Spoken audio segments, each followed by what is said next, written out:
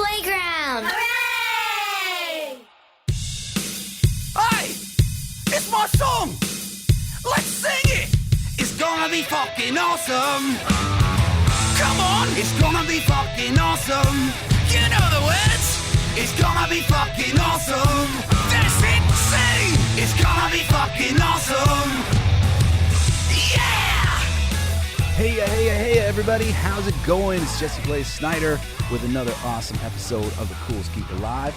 Another fabulous Saturday edition of the show where we focus on something fucking awesome. Something truly awesome that is going on our television sets right now. It's on Netflix. I think it's a sci-fi original.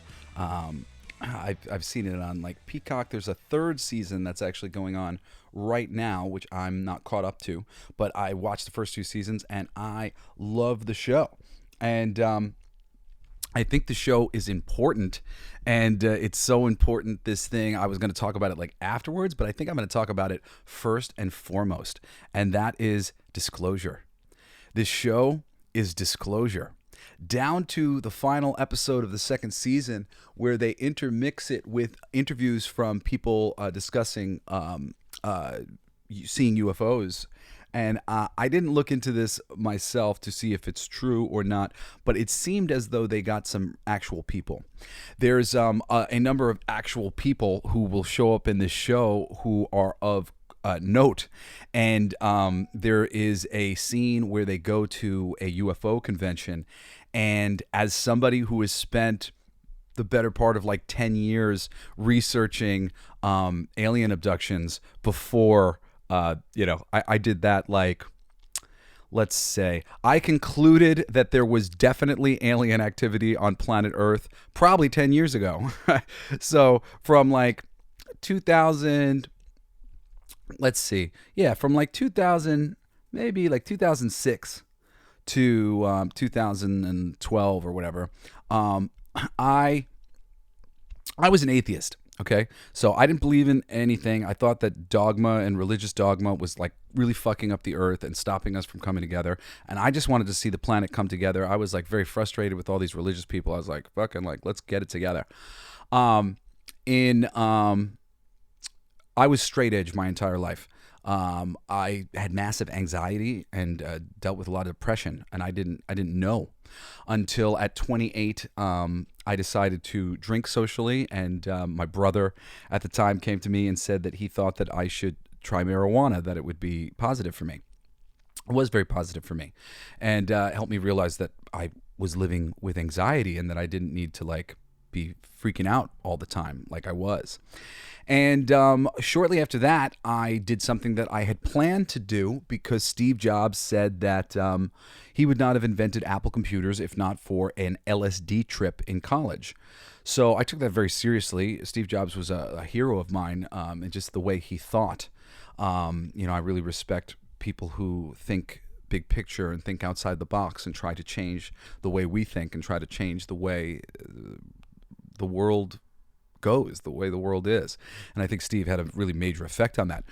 So when I had such a positive reaction with the marijuana, eventually I started to think, I always wanted to try LSD, and I looked into it, and ultimately when I looked into LSD, psilocybin mushrooms kept coming up kind of alongside it. I now know that LSD and psilocybin are pretty different, but for the research that I was doing, I kept coming across the mushrooms, and the mushrooms were natural, and the LSD was made in the lab. So I decided I was going with the mushrooms. So I ended up doing mushrooms by myself at like 29.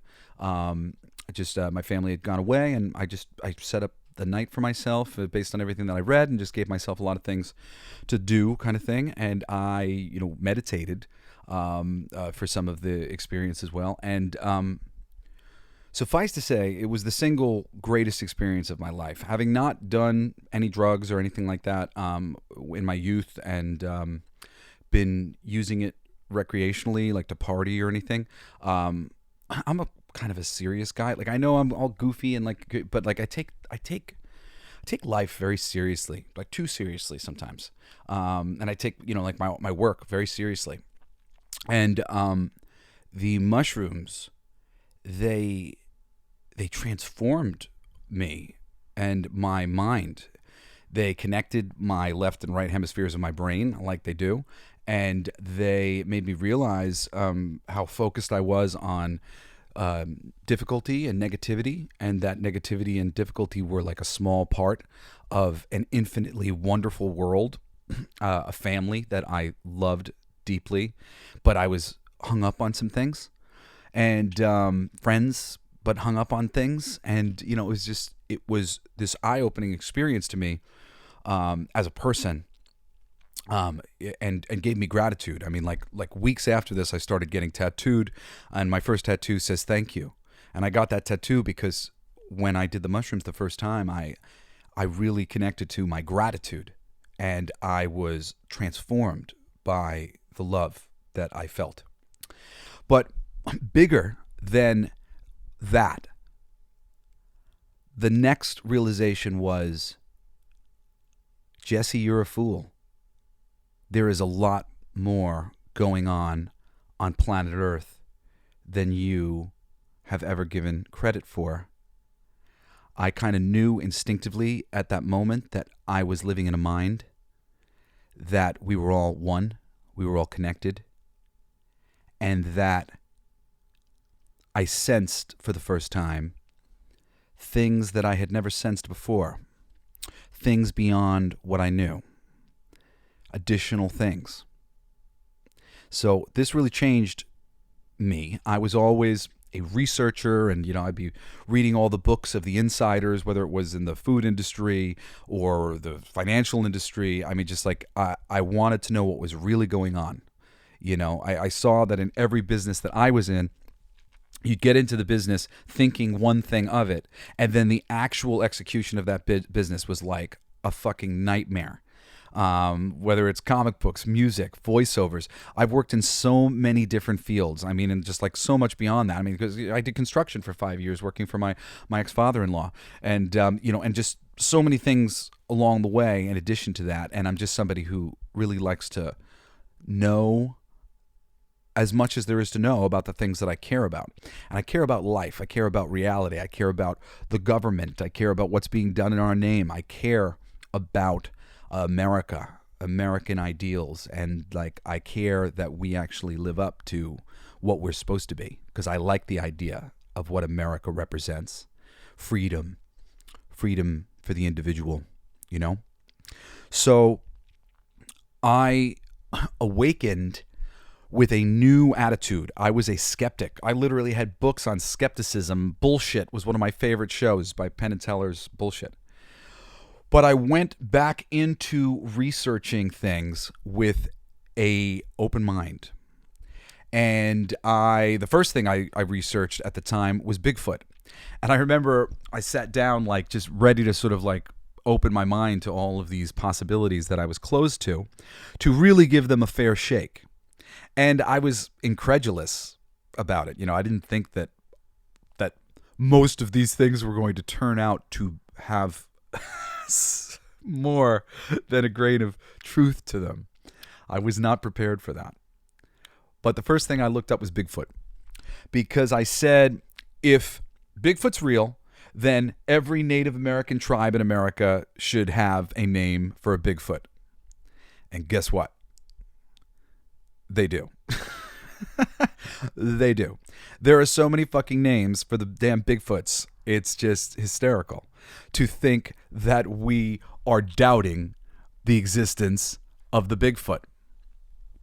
And you might go, oh, yeah, sure, maybe the Bigfoot was something that existed, but it doesn't exist anymore. My friends, you just have to open your minds to more possibilities. You have to open your minds to the things that I opened my mind to that day with the mushrooms, dimensions, more going on around us that we cannot perceive, beings that can shift from one dimension to another. And Bigfoots aren't the only ones. And when you look into UFOs, you will find things like that. Now, the thing, for the most part, when it comes to UFOs and aliens, is you have to take the word of people. And I am not expecting you to take the word of an individual. But you have to understand, this conversation about aliens has been going on far longer than I have been paying attention to it, far longer than you have ever thought about it for most people. There are people who have been experiencing this, getting together with their friends, comparing notes, trying to figure out what the fuck is going on. People have unjustly just basically called them all crazy, lumped them into a group. But if you sit long enough and listen to enough people talk about what they believe happened to them,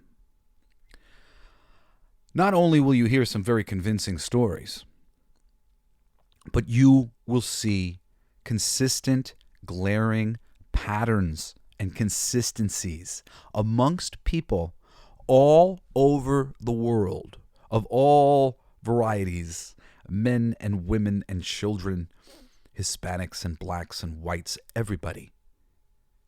This is a human experience that is happening on planet Earth.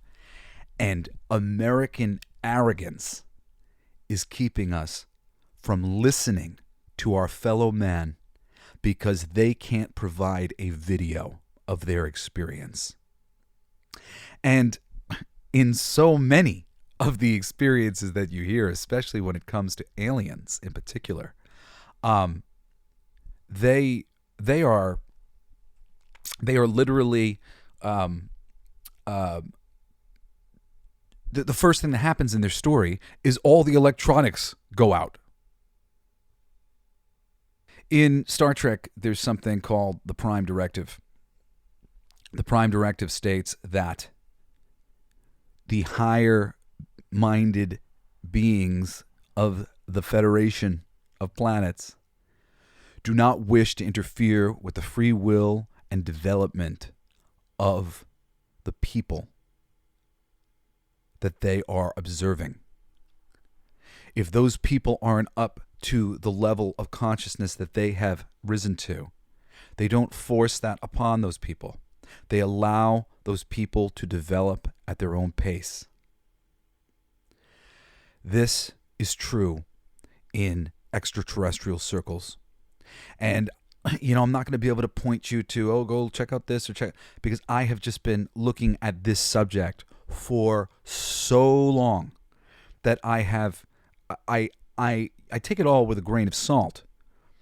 But the consistencies of what is going on paints a pretty clear picture of what seems to be going on.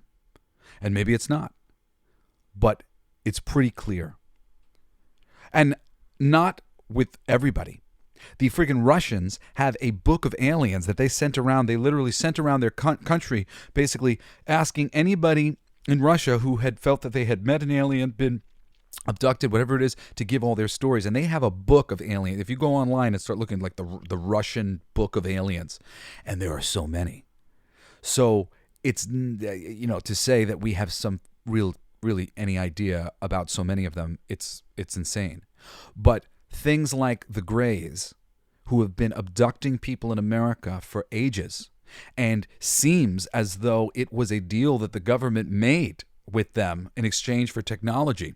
That seems fairly clear. Things that just sort of came about overnight, bits of technology that were just next level transformations of like the type of tech that we were using at the time when the abductions started. I mean, I guess 60s or 70s or something like that. For me, it's not about all the details and all the facts, because it's like there's no video. It's just you absorbing interviews and conversations and people telling you what they experienced. People, whistleblowers who were at Area 51 when crazy shit went down, like what's that guy, Snider? Phil Snider? I think he was the first video that I watched. I think it's Phil Snider talking about the battle at Area 51.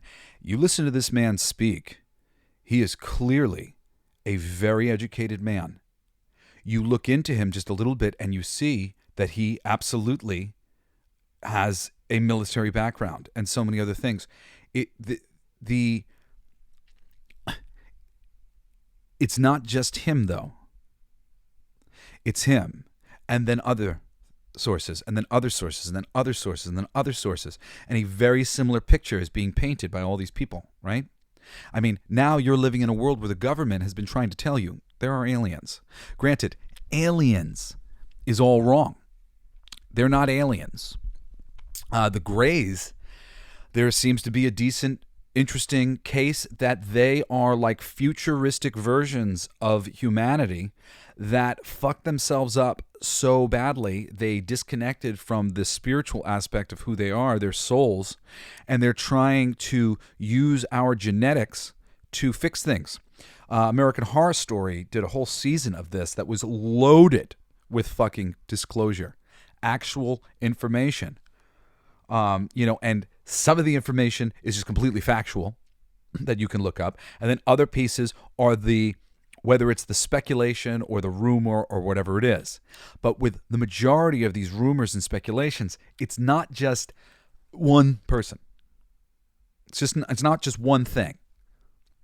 It's a channeler who seems to put all of the information together from that person and also connect this piece and this piece and this piece and this piece and this piece.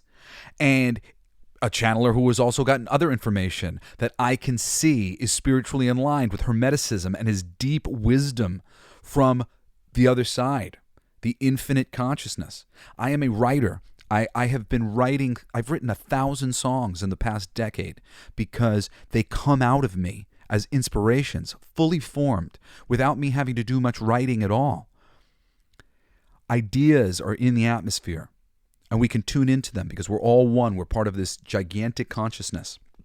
And the people experiencing these things, it's just, once you start to really look in to the other side of things, there are so many people experiencing so many different aspects of this wild world we are living in. And when you look at that information long enough, you go, wow, the case for these things being true is really strong. But it takes a long time. I mean, it takes 20 years. 20 years of looking into everything. Things that will scare you. Scary to think about. Like, oh, aliens, powerful aliens who could do anything, whatever else. But what you really learn looking at this thing is that the aliens that are fucking with us are already fucking with us and have been fucking with us for a long time. And they're probably not aliens.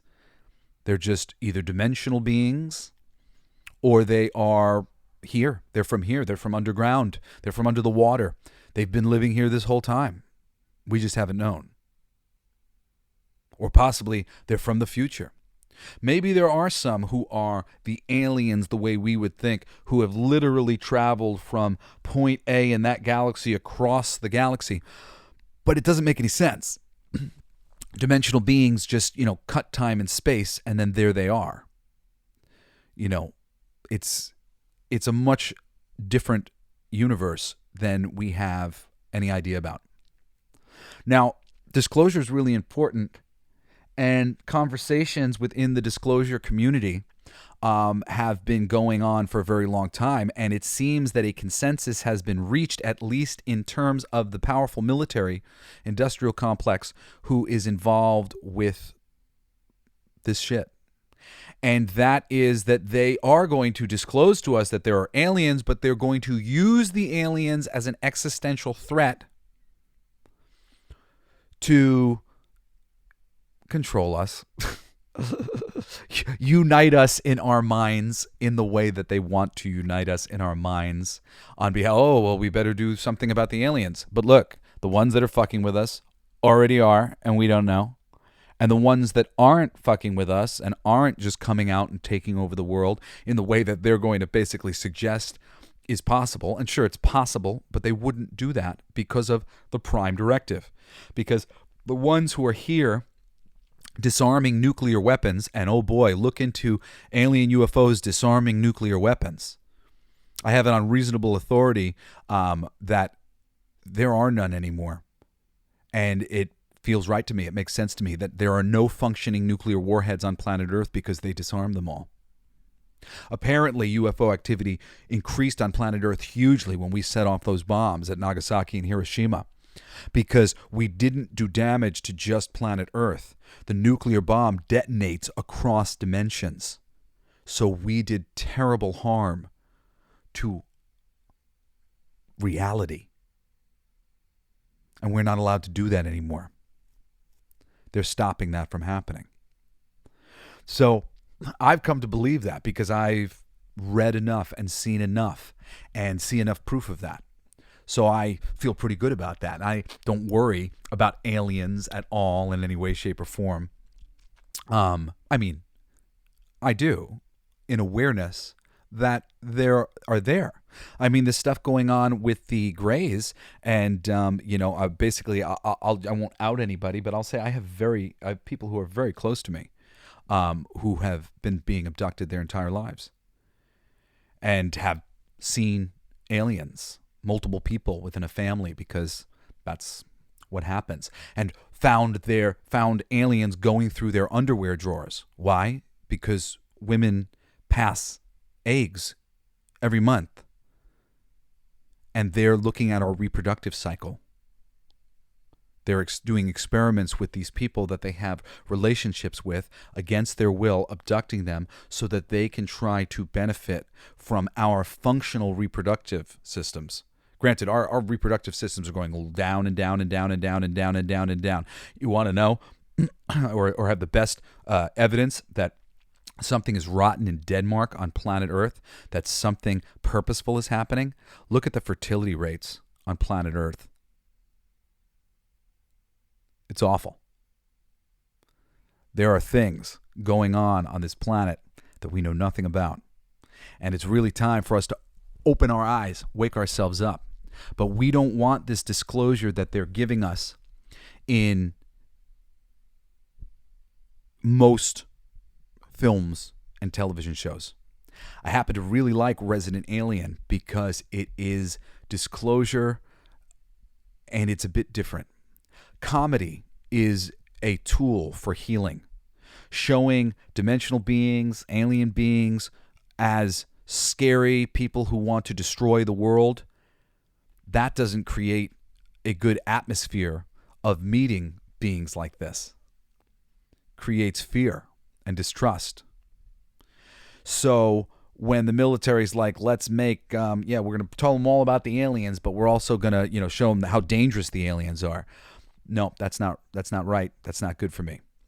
The higher beings that are in existence, and I know that there are so many because I see people channeling them and I see messages from them and things that can be decoded and things that can be found that are too consistent with the root information of the universe, which is available for fucking everybody to learn. Go look up Hermes Trismegistus, the thrice great Hermes and Thoth. Look up universal law, Hermeticism, the principles of Hermeticism, universal law. You could use Kabbalah, the universal law.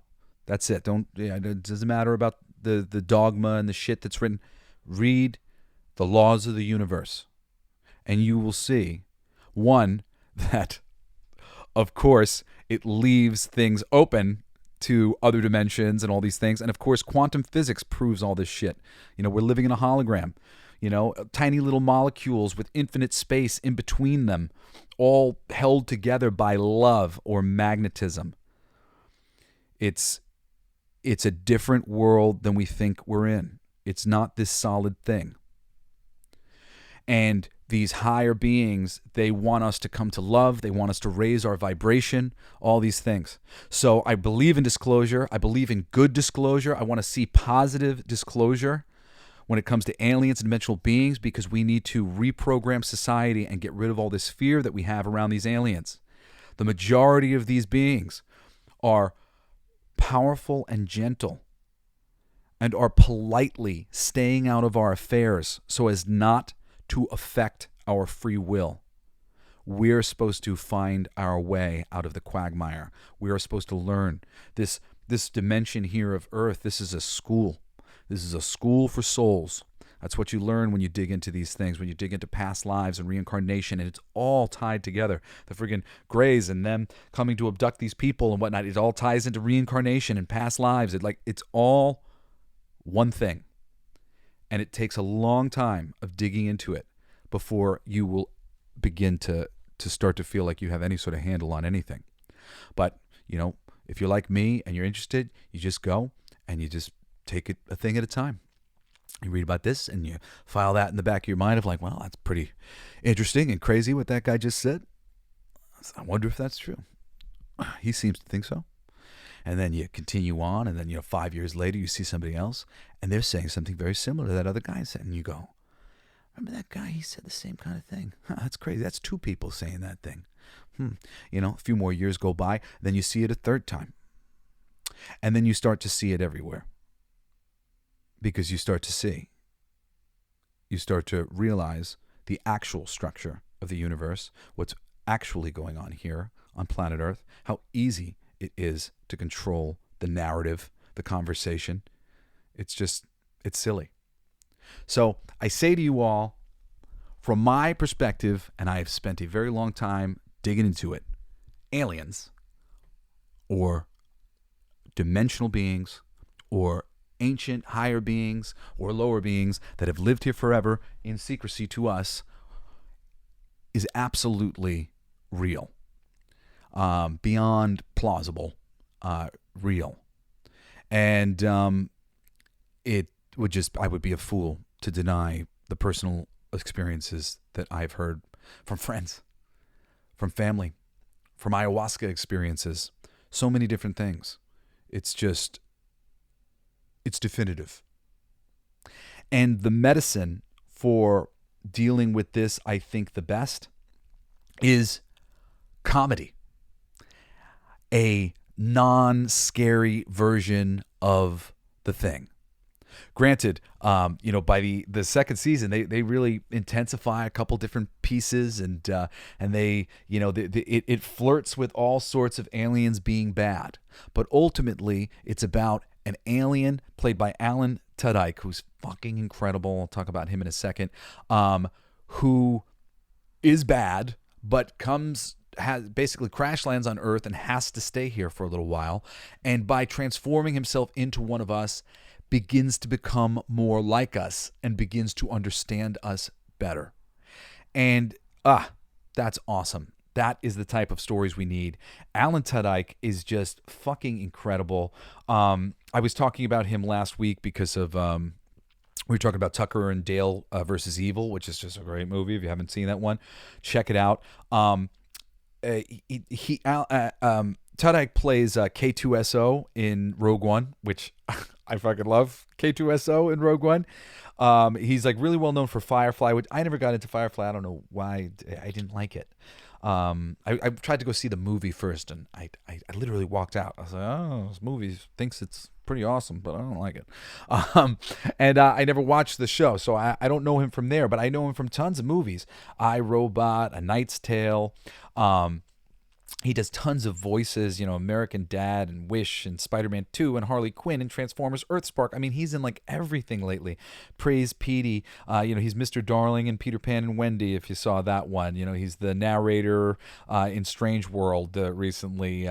He's so many voices. Duke Weaselton in Zootopia, and he's King Candy in Wreck-It Ralph. I fucking love Wreck-It Ralph. And I'm just there's so like he has so many credits that it's just sort of like overwhelming. Even like when I go like look into his thing to try to like pull forth for you like some of the things that like I like him most for. I mean, he's done Rick and Morty. He's Iago's voice in Aladdin. He was on The Tick as Danger Boat, and he was on Arrested Development as Pastor Veal is a great one. And I mean, well, I mean, he makes an appearance as Tucker and Dale in Deadpool 2, even though it says Luke, redneck number 1. But but he was totally playing fucking Tucker. He's just fucking incredible, and this show is just so awesome because he's the lead. It gives him an amazing opportunity to play this character, and I really want to watch some interviews with him talking about playing this character and like what he's thinking as he's performing it and like what he's trying to do, because it's great. It's very consistent, and like it's just he plays the alien like he doesn't exactly know how to use his body. it's a little bit like Vincent D'Onofrio in the Edgar suit. He's wearing the Edgar suit, the bug in the Edgar suit. That shit's fucking hysterical. Is that better? Is this better? It's really great. It's really, really awesome. I can't praise it enough. I mean, this whole series, it works because of him. He's just so fucking good. And I mean, honestly, the show has a really great cast in general. I like the majority of the characters on the show. If you're like super sensitive to, the modern day kind of wokeism, it is a bit heavy-handed when it comes to girl power and kind of generally showing men in lights that tend to be not awesome. Like it's just like every guy in the show is like either a blowhard kind of asshole or like weak and spineless. Or unimportant. There's like one male character who is very positive, very like important to some of the people in the town, and is like shown as a patriarch, like a positive patriarch. But it's all because he's Native American, basically, and there's a big like look at the Native American community and stuff like that. But I really love that stuff. And honestly, it's done pretty well. None of the girls are completely one note. So, they're handling it much better than most people. And I give them credit for being able to tackle so much of that DEI, check so many of those boxes, and still come away with a really, really, really solid show that is genuinely funny. It's very fucking funny. Sometimes you like settle into a show and like once it's got you. So it's never as funny again and it's never as good again, but you still like it and you're watching because you like the characters and you're invested. And watching the second season, I busted a gut over something that happened that I just did not see coming in any way, shape, or form. Got me so good. It was just so over the top and ridiculous. And I'm laughing my ass off going, man, this is a great fucking show. It's like still coming. Like they have not squeezed everything out of this at all. It's awesome. The main, sort of supporting character is a lady named Sarah Tomko, who plays Asta, and she's basically like kind of becomes the alien's friend, over time, and she's cool. She's she's a charismatic lady.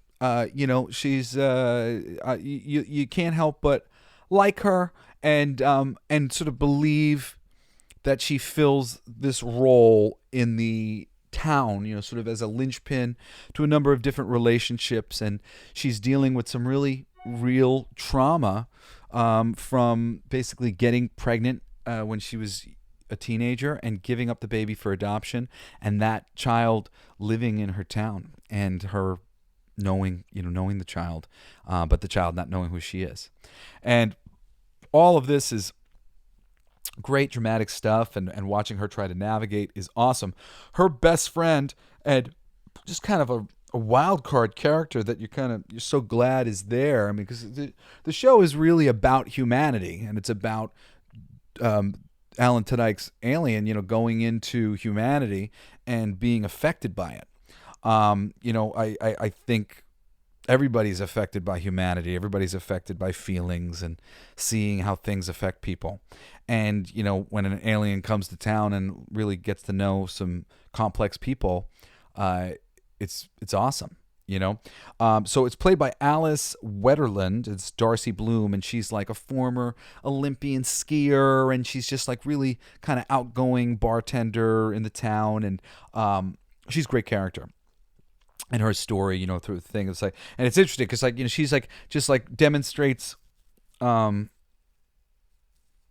ability for them to be including things that are just straight up human and don't have any fantastic elements, but that they're doing that human stuff so well that you're like, oh yeah, I want to know about that too. Yeah, what's going on with Darcy? Like, is her date okay? Is she fucking it up? Like, like that's cool.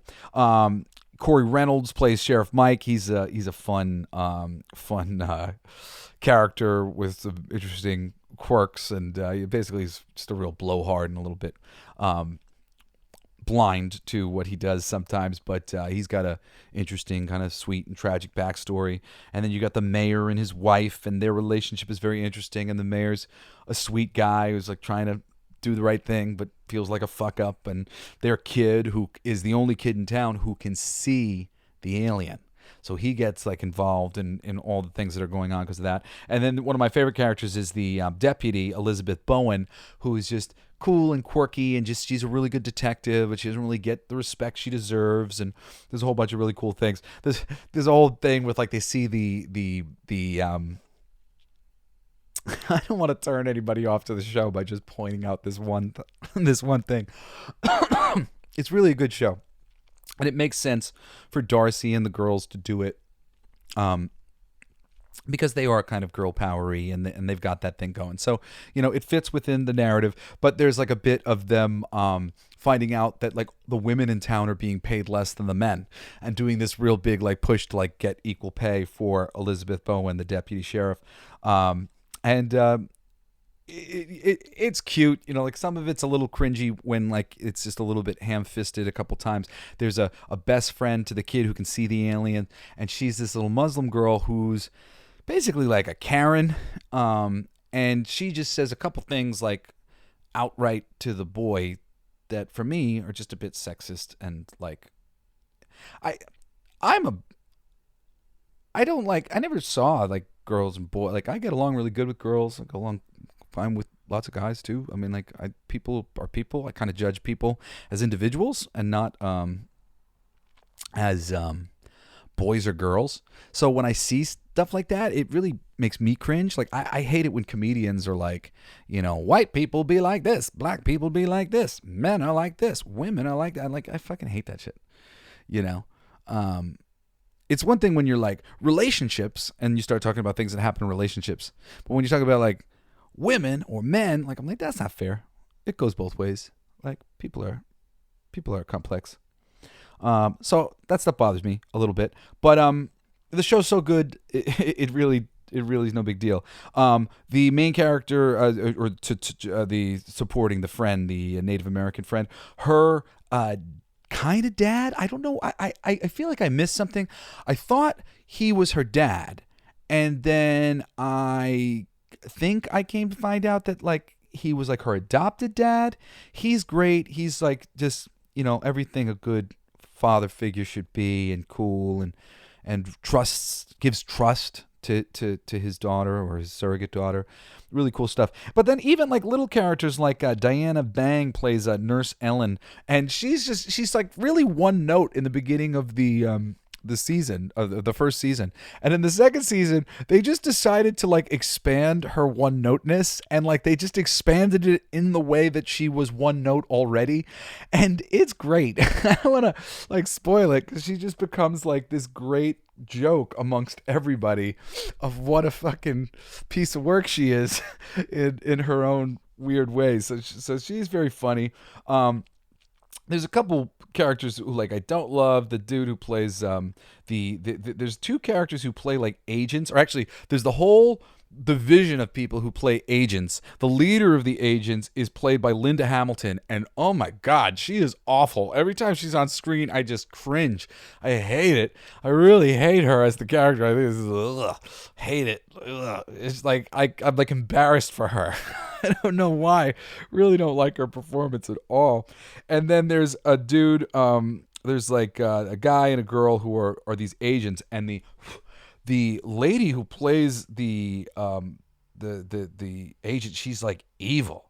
She's evil, and she like I don't like her as an actress, and it makes me hate her even more as an evil person, because I feel like her like deliveries are like stilted and weird, and I can kind of tell that she's acting, but like she's acting like such a bitch that like you just, oh my God, like the things that they have her do, she's just a fucking heartless person, and like her performance makes me like her even less. Or maybe this is some brilliant thing that she's doing to trick me into hating her that much more, because I do. But it's so cool. I mean, there's some great little guest appearances. You've got Nathan Fillion doing the voice of this pet octopus that the alien ends up getting at a certain point. There's a really great couple of appearances, I guess, by the dude with the crazy hair from all of the ancient alien shows, Giorgio A. Tsoukalos.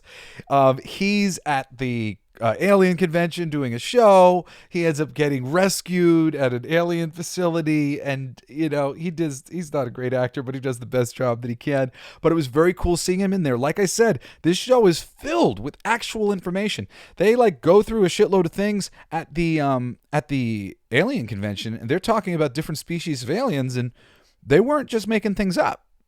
They were actually like making jokes based on things that I know, or I don't know if for most of these things, but things that seem to be true based on those who do know.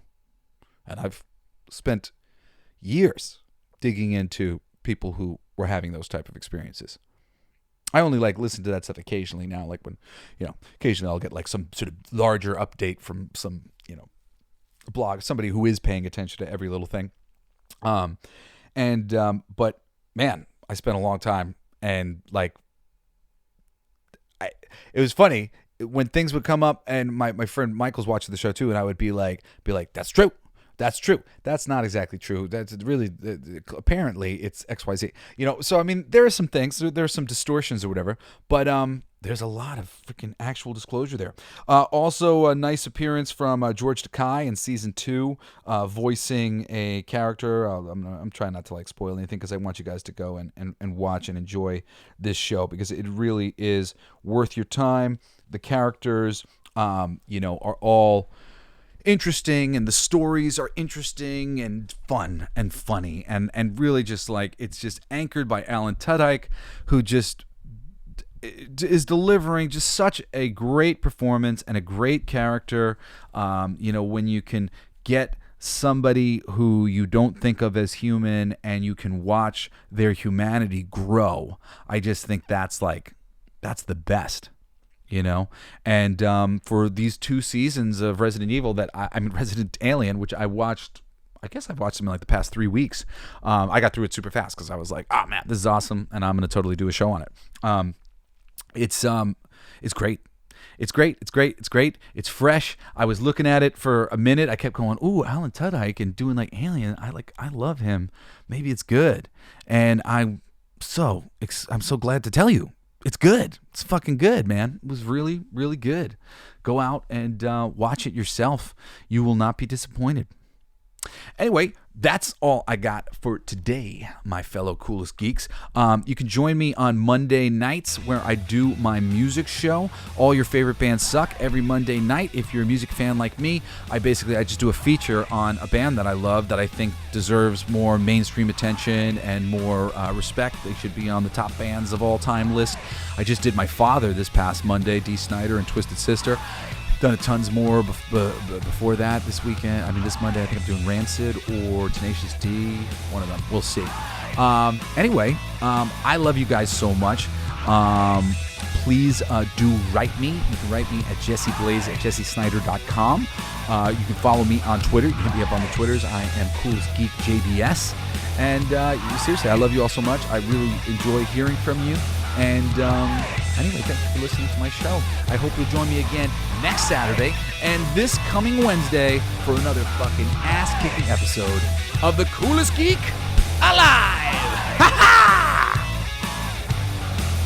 You've been listening to Coolest Geek Alive with me, your host, Jesse Blaze Snider. Don't forget to rate, comment, and subscribe for more excellent geek culture content. Thanks for listening. It's my favorite part!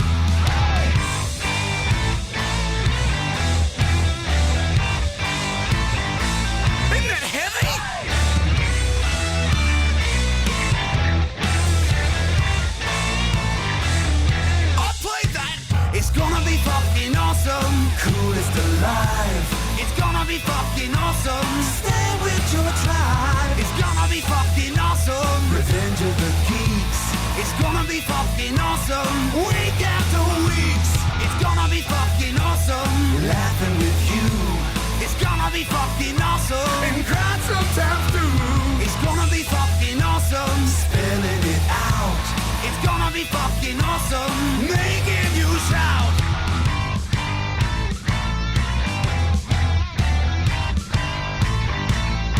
I'm a genius.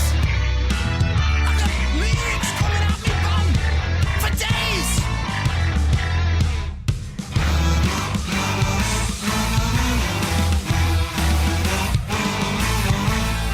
You like that? It's a kazoo solo. I played that too. It's gonna be fucking awesome. Talking some shit. It's gonna be fucking awesome. Living legit. My voice is fucking awesome. Food in our mouth. It's gonna be fucking awesome. Get in our mouth. It's gonna be fucking awesome. Tell all your friends.